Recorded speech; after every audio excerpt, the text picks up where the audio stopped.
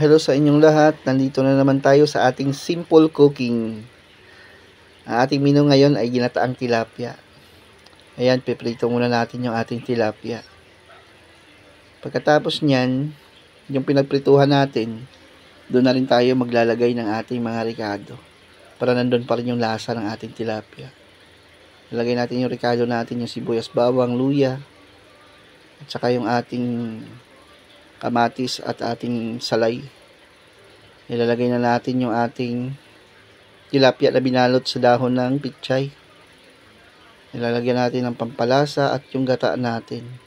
Pwede na natin isalang yan. Yan. Pagsalang natin, hintayin natin siyang maiga. Ayan na. Medyo iga na yung ating tilapia. Maya-maya ng konti, pwede na siyang i-plate. Pag iga-iga ng kaunti. Ayan na, plating na tayo guys. Andito na yung ating tilapia, luto na. Ayan, firm na firm yung kanyang mukha ng ating tilapia. Talagang yung sauce natin, talagang malapot din yung gata natin. Pwede na natin siyang tikman.